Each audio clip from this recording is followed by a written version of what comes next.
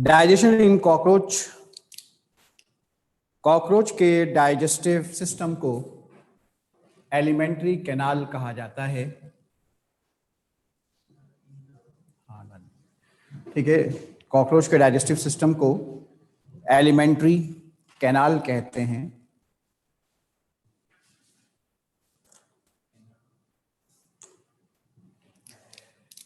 Alimentary canal को हम 3 हिस्सों में डिवाइड करते हैं, फोर गट, मिड गट और हाइंड गट। गट का मतलब होता है divided part of digestive system.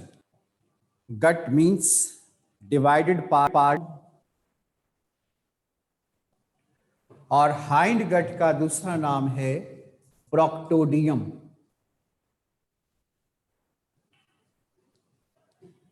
Stomodeum, mesenteron and proctodium. These are the parts of digestive system.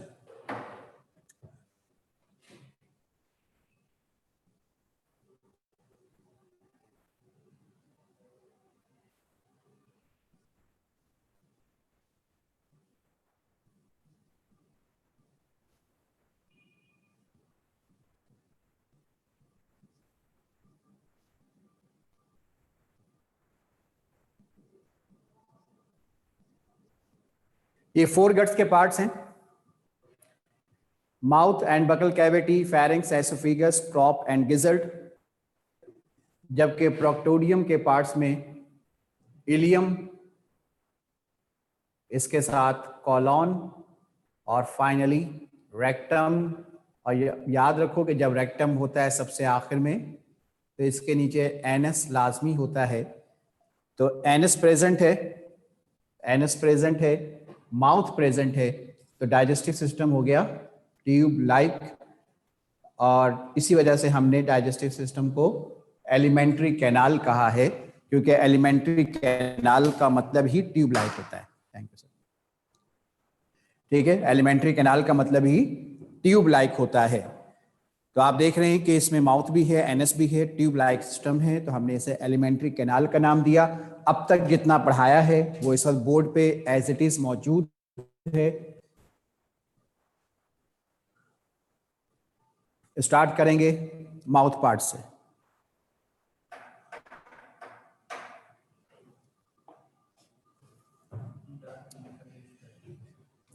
Start करेंगे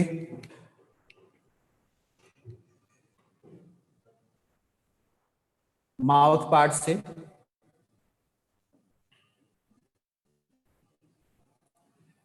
माउथ पार्ट्स में number 1 labrum, number 2 hypopharynx, number 3 labium, number 4 maxilla, ये paired होता है, और मैंडिबल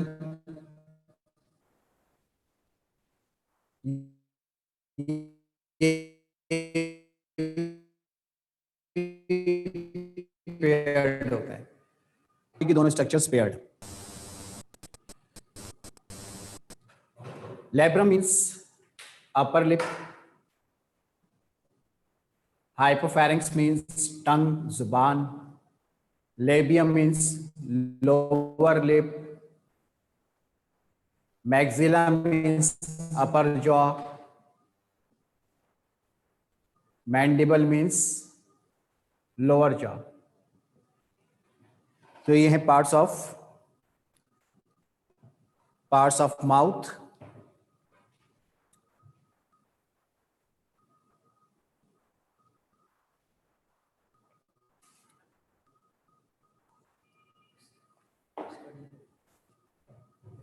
अब इसमें मैक्सिला और मैंडिबल,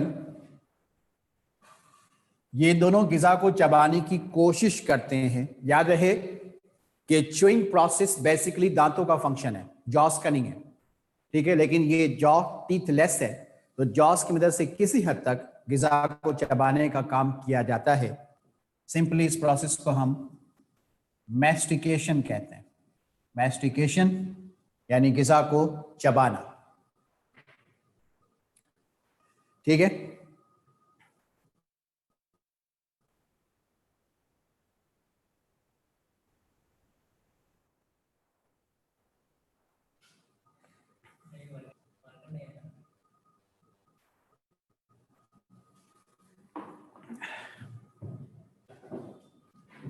ठीक है। तो मैस्टिकेशन गिजा के चबाने को कहा जाता है और गिजा को चबाने का काम जॉस की मदद से किया जाता है। कितना ब्लर बोर्ड पे नहीं नजर आ रहा है, स्क्रीन पे नजर आ रहा है। स्क्रीन पे ज्यादा ब्लर नजर आ रहा है, मे बी के कैमरे पे फोकस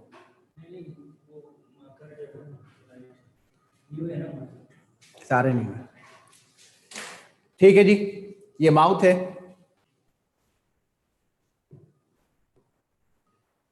और इस माउथ के नीचे ये फेरिंक्स की ट्यूब है। बिल्कुल सारे स्ट्रक्चर इसी तरतीब से आप पढ़ेंगे, जिस तरतीब से यहां मैंने लिखा है, इसी तरतीब से आप पढ़ेंगे। ठीक है, सही है। फेरिंक्स के नीचे एसोफेगस,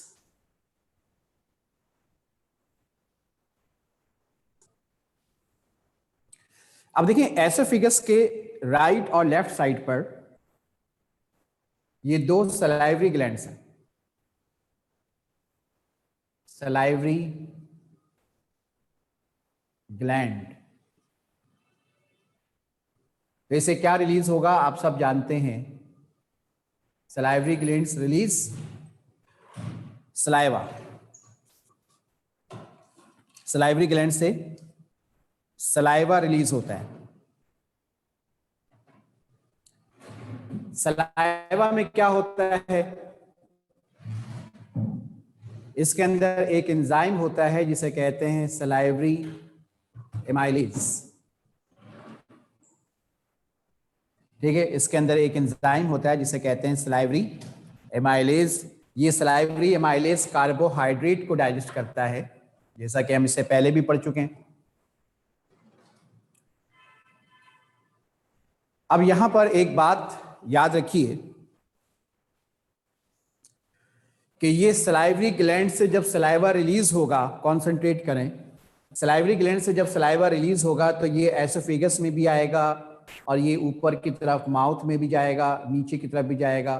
ठीक है, तो चूंकि सलाइवरी एमाइलेज एक लिक्विड फॉर्म में एंजाइम है तो ये ऊपर की तरफ भी जाता है। इसी वजह से आपकी बुक में लिखा हुआ है कि माउथ के अंदर भी सलाइवरी एमाइलेज फूड को डाइजेस्ट करेगा। ठीक है, तो उसकी वजह यही है कि सलाइवरी एमाइलेज जब रिलीज होता है तो वो एसोफेगस में भी होता है, फेरिंक्स में भी जा रहा होता है, माउथ में भी जा रहा होता है। तो सलाइवरी एमाइलेज से डाइजेशन माउथ में भी होती है। इट मीन्स कि माउथ के अंदर मैस्टिकेशन भी हो रही है, केमिकल डाइजेशन, और माउथ के अंदर सलाइवरी एमाइलेज भी अपना काम कर रहा है, यानी कि सलाइवरी एमाइलेज का काम करना केमिकल डाइजेशन और मैस्टिकेशन का होना मैकेनिकल डाइजेशन। तो दोनों डाइजेशन कॉकरोच के माउथ में होती है।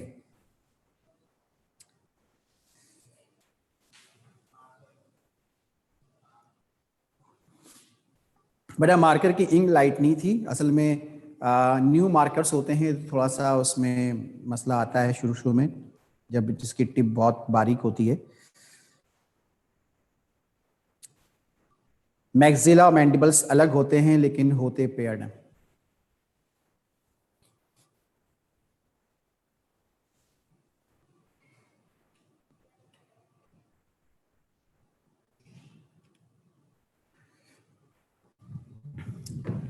ठीक है, तो ये माउथ पार्ट्स के नाम लिखे हुए हैं, ये इनके कॉमन नेम है, ये इनके स्पेशल नेम है। जहां पर मैस्टिकेशन हो रहा है, माउथ के नीचे फेरिंक्स है, फिर एसोफेगस है।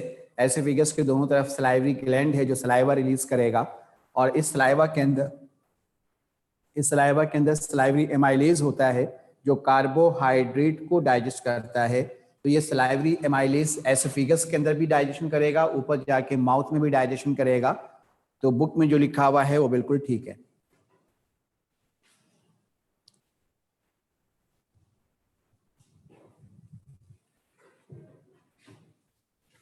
एसोफेगस के नीचे ये क्रॉप है। अगला स्ट्रक्चर क्रॉप।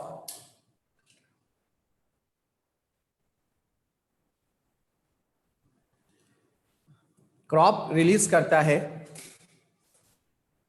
कैल्सीफेरस जूस, ठीक है, calciferous juice released by crop. जिस तरह से इंसान के स्टमक में गैस्ट्रिक जूस होता है, इसी तरह से कॉकरोच के क्रॉप में कैल्सीफेरस जूस होता है और ये प्रोटीन को डाइजेस्ट करने में हेल्प करता है।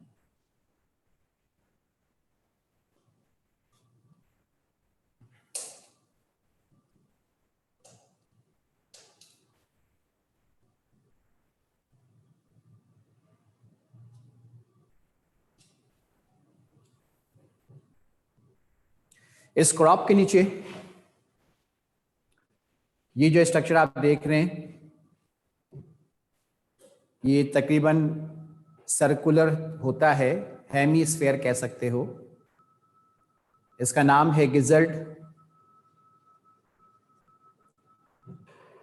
और ये कॉन्ट्रैक्ट और रिलैक्स होता है। तो जब कॉन्ट्रैक्ट होता है तो फूड को ग्राइंड कर देता है,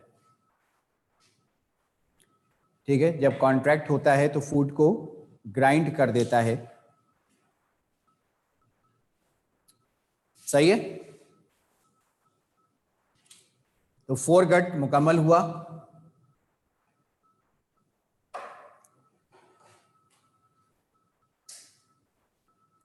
अब इसके बाद देखिए ये मिड गट है।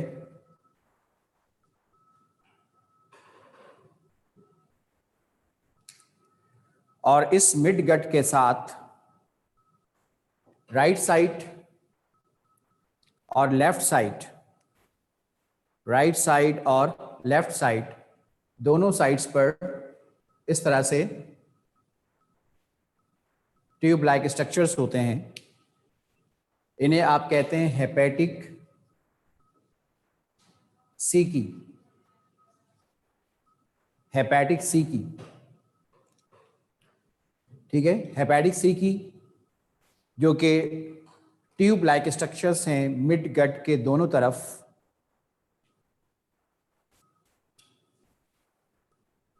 इसे हेपेटिक क्यों कहा गया? भाई हेपेटिक तो लीवर को कहते हैं। इसे हेपेटिक इसलिए कहते हैं कि इसकी फंक्शनल रिजेम्बलेंस लीवर के साथ है।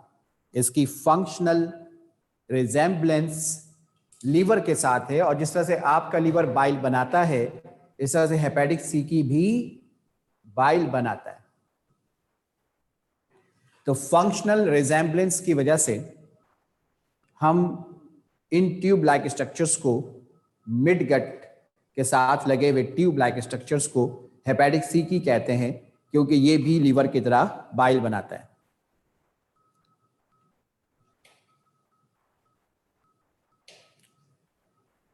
ठीक है, तो ये बाइल क्या करेगा? बाइल का फंक्शन आप सब जानते हैं। बाइल का फंक्शन होता है इमल्सिफिकेशन ऑफ फैट्स, यानी आसान लफ्जों में फैट्स को डाइजेस्ट करता है, फैट्स को मेल्ट करता है। Emulsification of fats.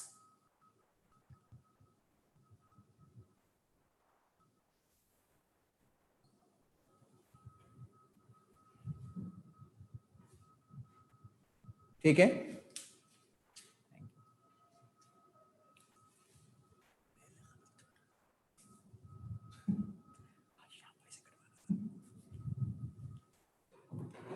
इसके नीचे ये है इंटेस्टाइनल पार्ट का पहला हिस्सा, इलियम। जब ग़िज़ा इलियम के अंदर दाखिल होती है, ये फूड सब्सटेंस है इलियम के अंदर।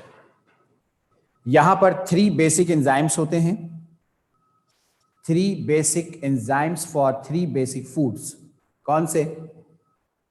ये आपको याद होने चाहिए क्योंकि आप इसे बहुत दफ़ा पढ़ चुके हैं। Amylase for carbohydrate, protease for protein and lipase for fats. तो 3 basic enzymes for 3 basic foods. तो इलियम के अंदर फूड 100% डाइजेस्ट हो जाती है।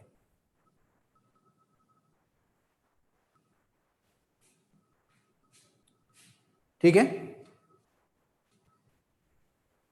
तो इलियम के अंदर 3 एंजाइम्स हैं और वो कॉन्सेप्ट अपनी जगह 100% दुरुस्त है कि जहां डाइजेशन कंप्लीट होती है एब्जॉर्प्शन वहीं होती है, लेकिन कॉकरोच में ऐसा नहीं होता। कॉकरोच में डाइजेशन कंप्लीट होती है इलियम में, लेकिन एब्जॉर्प्शन होती है मिडगट में। ये एब्जॉर्प्शन यहां हो रही है मिडगट में। सही। इसकी क्या वजह है?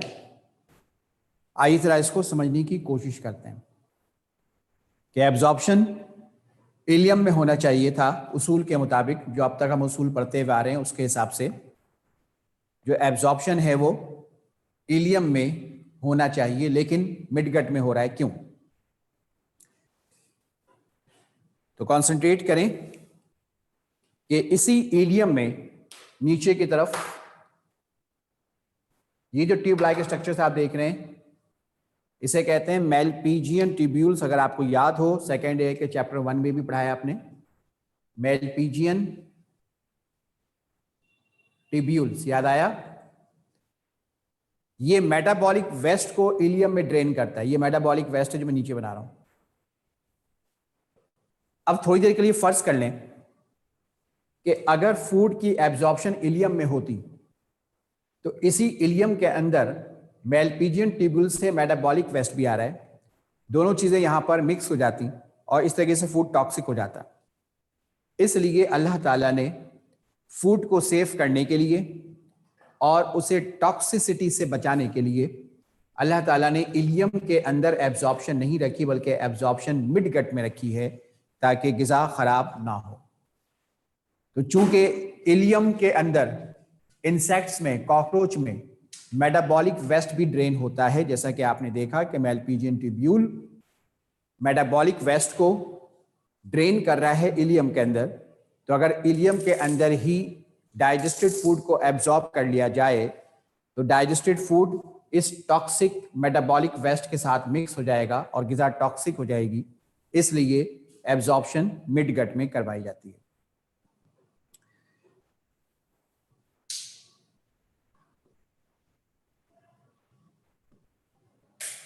अगला प्रोसेस है एसिमिलेशन।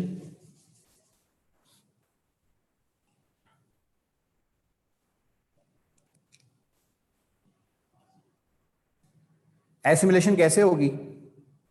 आप जानते हैं कॉकरोच के अंदर ब्लड लाइक फ्लूइड होता है, ब्लड नहीं है, ब्लड लाइक फ्लूइड है, जिसे कहते हैं हीमोलिम्फ। हीमोलिम्फ। तो ये हीमोलिम्फ जो है डाइजेस्टेड फूड को एसिमिलेट यानी कि डिस्ट्रीब्यूट करेगा।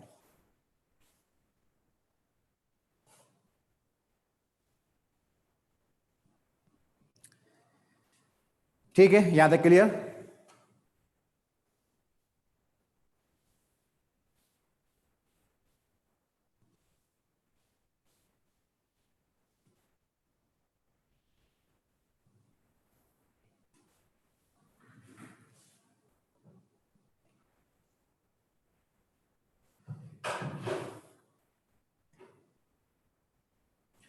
इलियम के नीचे कॉलॉन है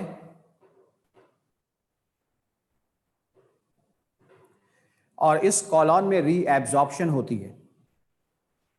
याद रखें, कॉलॉन किसी भी ऑर्गेनिज्म का हो, कॉलॉन में ऑलवेज रीएब्जॉर्प्शन होती है और रीएब्जॉर्प्शन 90% वाटर की होती है। ठीक है। तो अनडाइजेस्टेड फूड के अंदर और टॉक्सिक मटेरियल जो लिक्विड वेस्ट है उसके अंदर जो वाटर कंटेंट है वो काफी हद तक कॉलॉन में रीएब्जॉर्ब हो जाता है।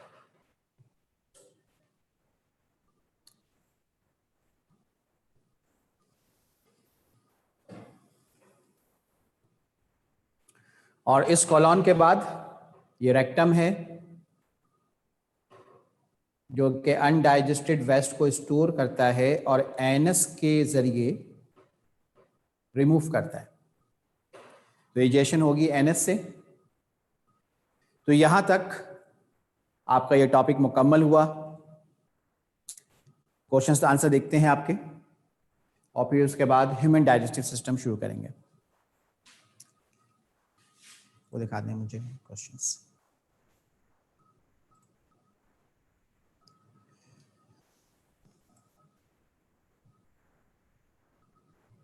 ऊपर से दिखा दें थोड़ा सा। हाँ, ये ब्लर वाले मामले के बाद। माउथ और बकल कैविटी में क्या फर्क है? माउथ जिस कैविटी में खुलता है उसे बकल कैविटी कहते हैं।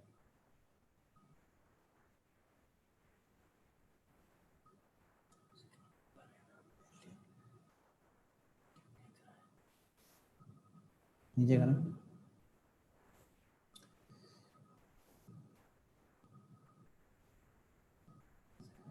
अगर रेक्टम में लॉन्ग टाइम तक, इंसानों में भी यही होता है, जानवरों में भी होता है कि अगर रेक्टम में लॉन्ग टाइम तक जो है अनडाइजेस्टेड वेस्ट मौजूद हो तो रेक्टम में भी वाटर री एब्जॉर्ब हो सकता है, जिसकी वजह से स्टूल हार्ड हो जाता है। तो ये कंडीशनल है, ऑलवेज ऐसा नहीं होता।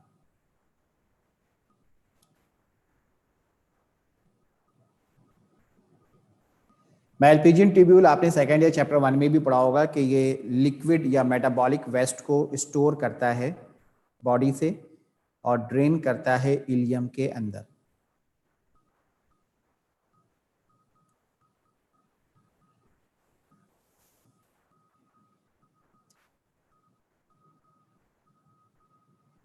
हेपेटिक सिकी में बाइल बनता है, मैल्पिजियन ट्यूब्यूल लिक्विड वेस्ट को, मेटाबॉलिक वेस्ट को रिमूव करता है। क्रॉप के अंदर प्रोटीन की डाइजेशन होती है।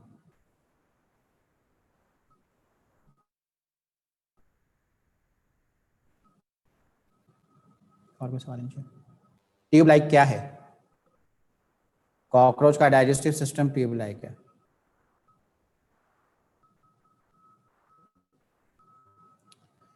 गिजर्ट के अंदर मैकेनिकल डाइजेशन होती है by grinding of food. Assimilation haemolymph से होती है। हीमोलिम्फ से होती है, हीमोलिम्फ में नहीं होती। हाइंडगट का सेकंड नेम प्रोक्टोडियम। प्रोक्टोडियम। और कोई सवाल है सर? बस एंड है। ठीक है, नेक्स्ट टॉपिक स्टार्ट करवा रहा हूं। Digestive system of human. जहां एंजाइम्स है वहां केमिकल डाइजेशन है, जहां एंजाइम्स नहीं है मैकेनिकल डाइजेशन है।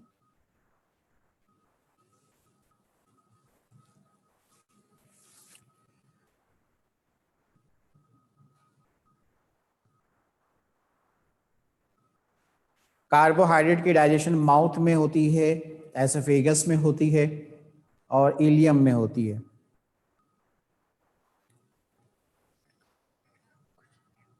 मिडगट में है ना, कुछ नहीं है, कैसे नहीं है? मिडगट में जब बाइल आएगा तो फैट्स को इमल्सिफाई करेगा। तो बता दिया।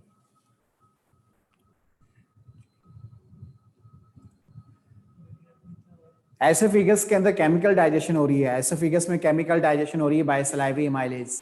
यही सलाइवरी एमाइलेज ऊपर जाएगा तो माउथ में भी केमिकल डाइजेशन करेगा।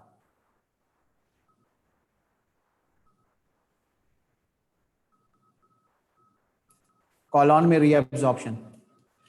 Now next topic human digestive system. अगर किसी को स्क्रीनशॉट लेना हो तो ले लीजिए। इसके बाद हम ह्यूमन डाइजेस्टिव सिस्टम का इंट्रोडक्शन करेंगे आज सिर्फ।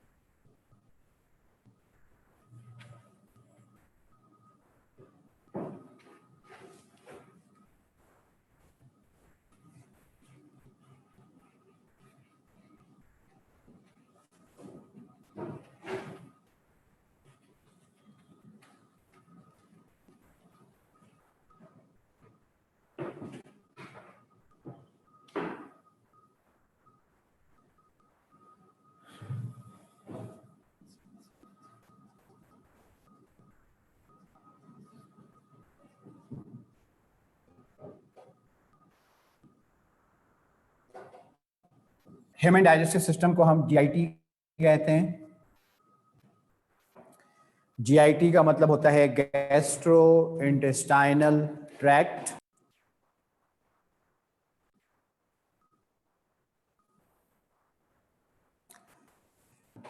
जीआईटी गैस्ट्रो इंटेस्टाइनल ट्रैक्ट उस वक्त कहते हैं जब स्टमक यानी गैस्ट्रो और इंटेस्टाइन दोनों चीज़ें मौजूद हों।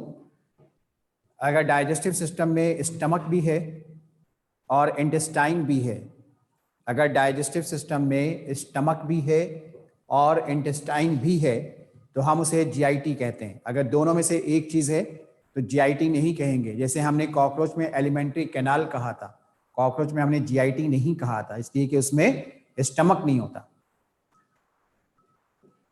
जीआईटी के जो स्ट्रक्चर्स हैं, जो ऑर्गन्स हैं, उसमें mouth and buckle cavity, buccal cavity को हम ओरल कैविटी भी कहते हैं। Number 2 pharynx, number 3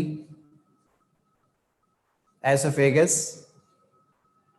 number 4 stomach, number 5 intestine.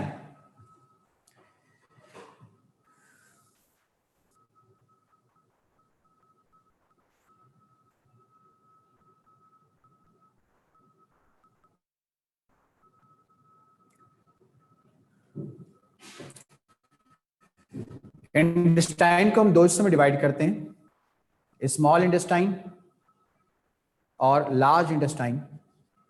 Small intestine को हम फर्दर डिवाइड करते हैं 3 हिस्सों में, ड्यूडिनम,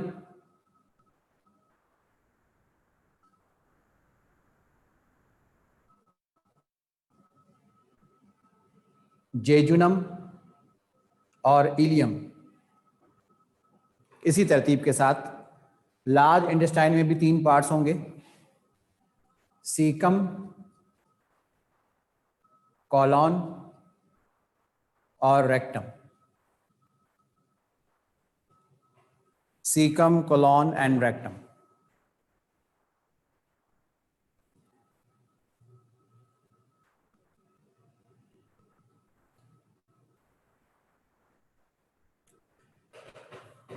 जीआईटी के अलावा आपके बॉडी में डाइजेस्टिव ग्लैंड्स होते हैं, जिसमें एक है सलाइवरी ग्लैंड, दूसरा है लीवर और तीसरा है पैंक्रियाज।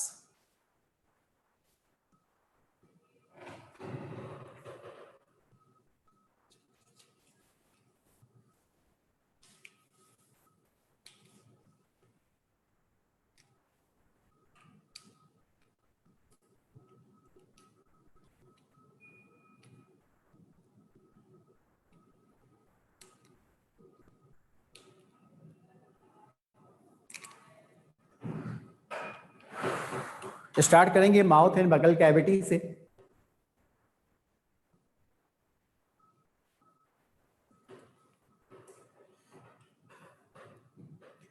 माउथ की डेफिनेशन देखें, माउथ की definition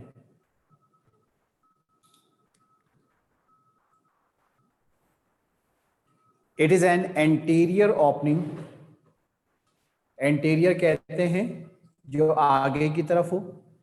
it is an anterior opening of digestive system,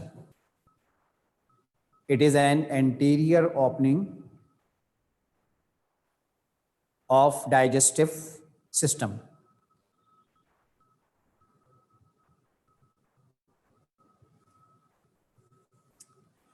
बगल कैविटी की डेफिनेशन लिखें, बगल cavity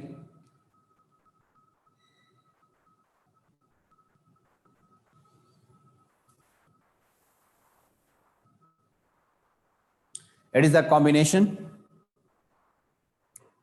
the combination of upper jaw, lower jaw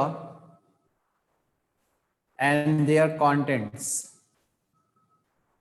upper jaw, lower jaw और उसके दरमियान जो चीज़ें होती हैं, जो कंटेंट्स होते हैं, उन सब को मिलाकर हम कहते हैं बकल कैविटी।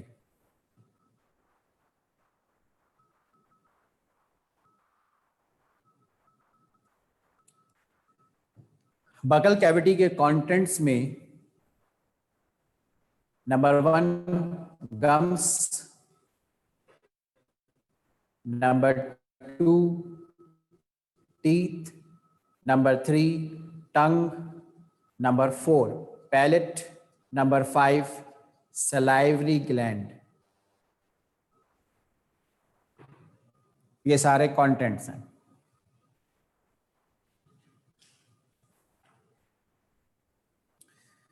आज के लेक्चर में हम टीथ के अलावा बाकी चीज़ों को कवर कर लेंगे, क्योंकि टीथ में काफ़ी ज़्यादा डिटेल है और टीथ पे काफ़ी क्वेश्चंस भी हैं पास्ट पेपर में। तो टीथ नेक्स्ट क्लास में और बाकी जो चीज़ें हैं वो हम आज के क्लास में कवर करेंगे। सबसे पहले gums.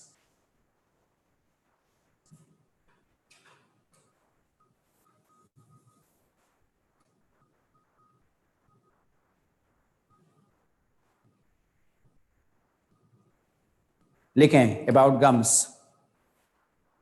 Muscular boneless structure, muscular boneless structure,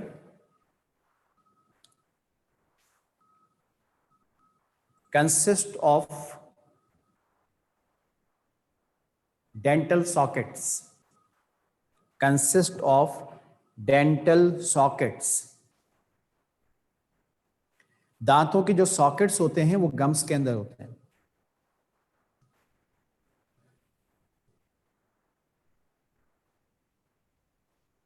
now टंग, जुबान।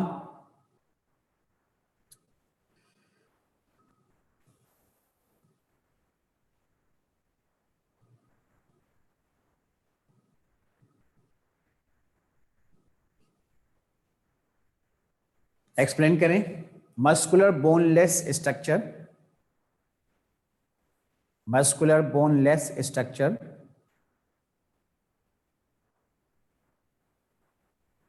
consist of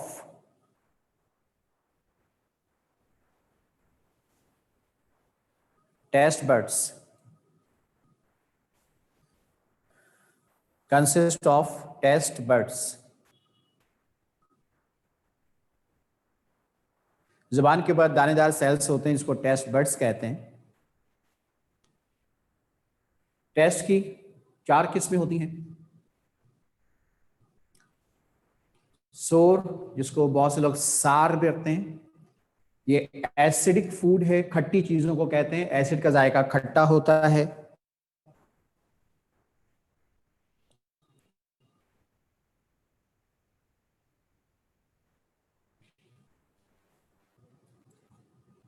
sweet, sugar containing.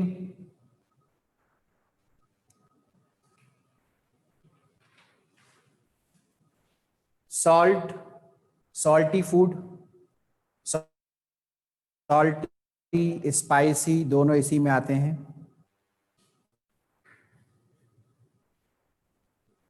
And bitter taste,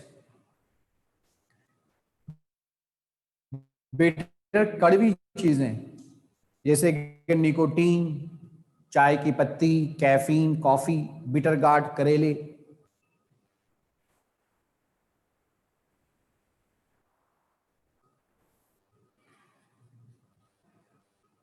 now palette, palette को उर्दू में तालू कहते हैं और गिजा को चबाने में मदद करता है। इसकी 2 किस्में होती हैं, हार्ड पैलेट और सॉफ्ट पैलेट। हम रूफ ऑफ ओरल कैविटी भी कहते हैं और सॉफ्ट पैलेट होता है फ्लोर ऑफ ओरल कैविटी, यानी जुबान का निचला हिस्सा। ठीक है।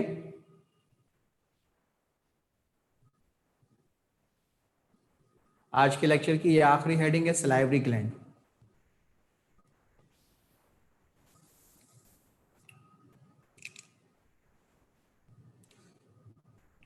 सलाइवरी ग्लैंड्स 3 किस्म के होते हैं।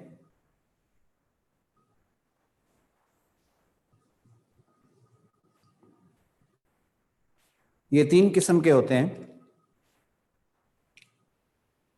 Number 1 parotid gland, number 2 sublingual gland, number 3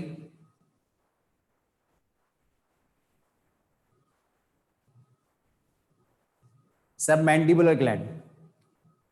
और याद रहे कि ये सारे पेयर्ड होते हैं, जितने भी ग्लैंड्स हैं पेयर्ड ग्लैंड्स हैं, यानी कि 2 पैरोटिड होंगे, 2 सबलिंगुअल होंगे, 2 सबमैंडिबुलर होंगे। इनकी लोकेशन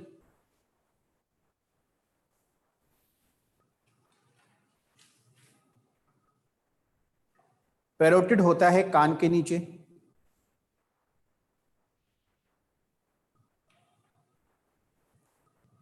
सबलिंगुअल होता है जुबान के नीचे,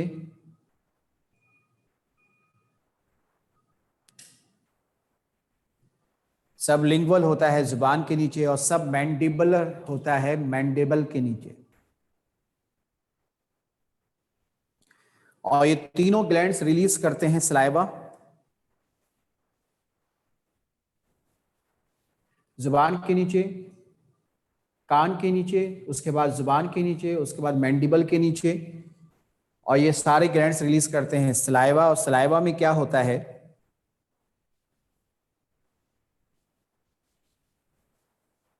नंबर 1 वाटर एंड म्यूकस।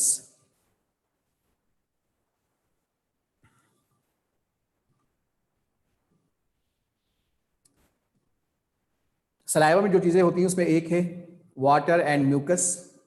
ये फूड को लिक्विफाई करता है, गिजा को नरम करता है, गीला करता है।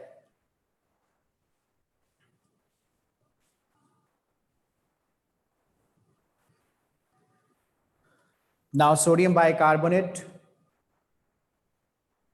Number 2 sodium bicarbonate. ये जर्मीसाइड है, जर्म्स को किल करता है।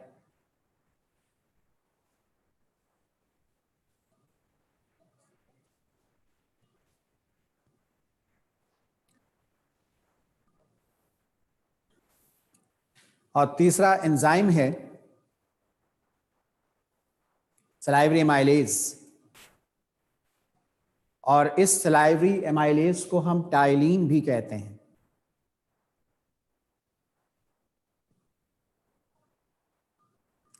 फंक्शन लिखें, सलाइवरी एमाइलेज का function conversion of polysaccharides, conversion of polysaccharides into disaccharides, conversion of polysaccharides into disaccharides। ये पॉलीसेक्राइड को डाइसेक्राइड्स में कन्वर्ट करता है, पॉलीसेक्राइड को डाइसेक्राइड में कन्वर्ट करता है। पॉलीसेक्राइड्स कौन से होते हैं, पॉलीसेक्राइड्स में ग्लाइकोजन और स्टार्च, पॉलीसेक्राइड में ग्लाइकोजन और स्टार्च। जबकि डाइसेक्राइड्स के अंदर सुक्रोज और माल्टोज। ठीक है, सुक्रोज और माल्टोज।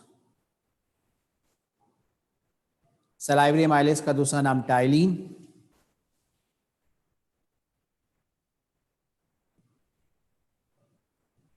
सॉकेट बेटा SOCKET।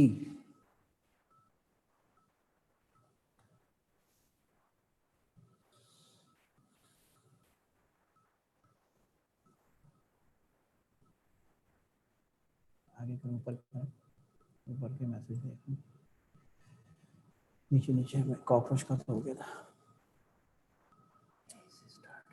यहीं से सॉकेट से स्टार्ट है। आखिरी क्वेश्चन क्या है,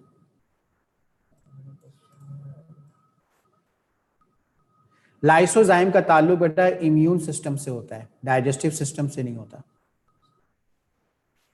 लाइसोजाइम सलाइवा में होता ज़रूर है, लेकिन उसका पर्पस डाइजेशन नहीं है, इसलिए उसका जिक्र हम डाइजेस्टिव सिस्टम में नहीं करेंगे।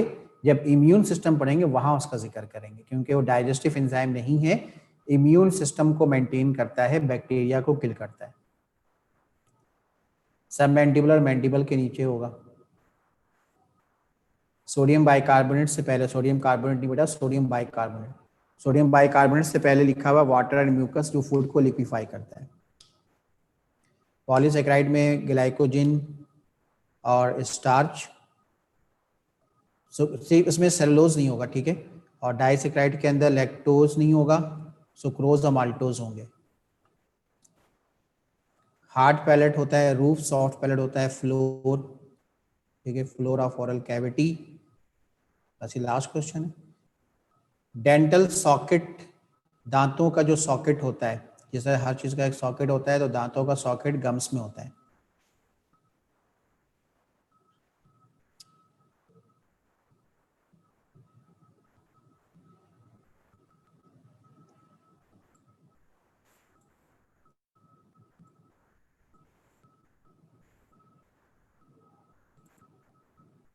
ठीक है, थैंक यू वेरी मच, अल्लाह हाफिज़।